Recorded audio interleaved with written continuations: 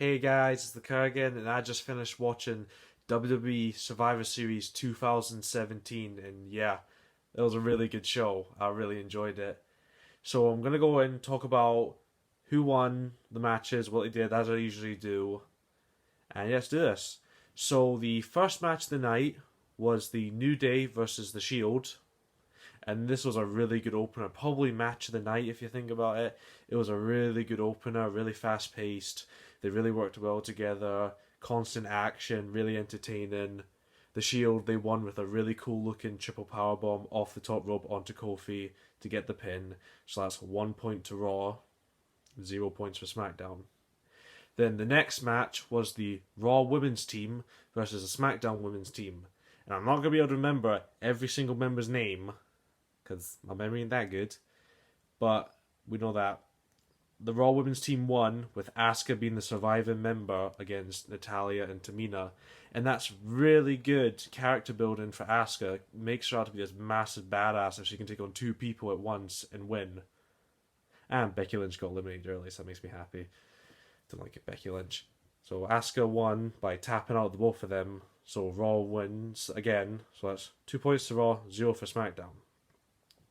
Then the next match was the first of the champion versus champions matches, and it was The Miz, the Intercontinental Champion, versus Baron Corbin, the United States Champion. It was an alright match, kind of slow, more of just Miz running away from Big Baron.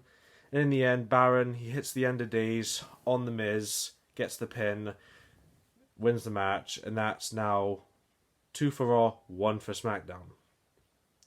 Then the next match was the tag match between The Bar, the Raw Tag Team Champions, and the Usos, the SmackDown Tag Team Champions. And yeah, this was a good match. Obviously, I would have preferred the Shield versus the Usos, but I feel like The Bar, they're still really a really good tag team, and they worked well with the Usos. It was a really cool match. And in the end, the Usos hit about 1,000,000 super kicks on Sheamus, took out Cesaro, got the pin, so now it's 2 for 2. Then the next match was the Raw Women's Champion Alexa Bliss versus the SmackDown Women's Champion Charlotte. And I don't like face Charlotte. Heel Charlotte is a good Charlotte. She's a fantastic heel. And Alexa, she needs certain people to have a great match. You know, she's fantastic at wrestling. But it was kind of a slow match, and I could see the crowd. They weren't really into it by the looks of it. So yeah, but in the end, Charlotte locked Alexa in the figure 8. Alexa tapped, she won the match. So now SmackDown are leading with 3 wins to Raw's 2. Then the next match was probably the most long-awaited match, the match everyone was most looking forward to, and it was the WWE Champion, AJ Styles, against the Universal Champion, Brock Lesnar. And yeah, this match was really good. This was our possibly also match of the night. It was really good. For most of it, Brock, it was definitely his longest match to date, since Hell in a Cell 2015, I think.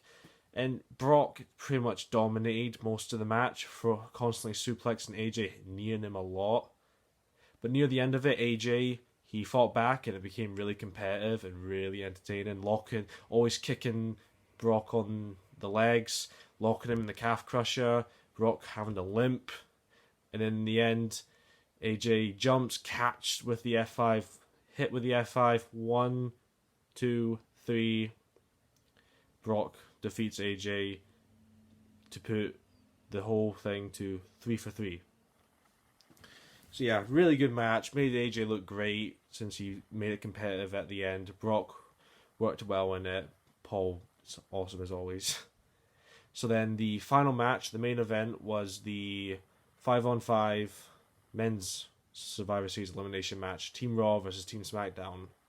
And I feel like there was many things people were looking forward to about this match, and I feel like they didn't completely deliver. I just kind of feel like that. It was still a really good match, really entertaining, but I feel like, I don't know, because Bobby Roode and Shinsuke, they got eliminated quite early in the match, and John Cena wasn't used a whole lot. But other than that, it was really, really entertaining to see moments where Triple H meeting Bobby, Finn going against Shinsuke, Braun destroying everybody, eliminating two guys really quickly at the start, throwing Shane around like a rag doll. And it was really good. Raw kind of dominated most of it, but then it became more competitive. And in the end, the ending was really confusing. So Triple H, well, Kurt has got Shane on the ground about to defeat him, and Triple H pedigrees Kurt. So everyone's thinking, oh shit, Triple H has sided with SmackDown.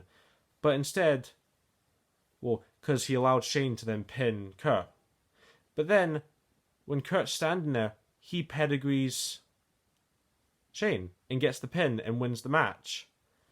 And then Braun walks up to Triple H and starts beating the shit out of him, saying, "Don't you turn on me!" And then Triple H is like, "What?" And then he gets power slammed, and Brock is the one left standing, and walks away, and it ends there. I thought that was a really confusing way to end it. But overall, it was really good. Survivor Series, it's always usually the black sheep of the Big Four family. But this was really good. It was really good. I think it was possible. Don't know. I don't know if it was better than last year, because last year had more elimination matches. But it was still really good. Really entertaining. Possibly would give it a... Because it's one of the Big Four, you would have to maybe give it a big score. Oh, maybe a 7.5 out of 10. Wasn't the best thing, but it was still pretty entertaining. NXT TakeOver War Games was better, definitely better, as usual takeovers are, but it was still a really entertaining show, really good. Good job, WWE. And yeah, so 7.5. That was my review, guys. Like, comment, subscribe. I'm the Kurgan, and I'll see you guys next time. Bye!